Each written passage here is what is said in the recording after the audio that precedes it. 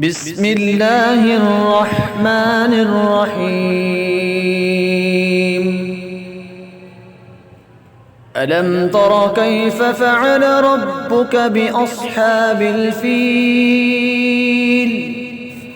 ألم يجعل كيدهم في تضليل وأرسل عليهم طيرا أبابيل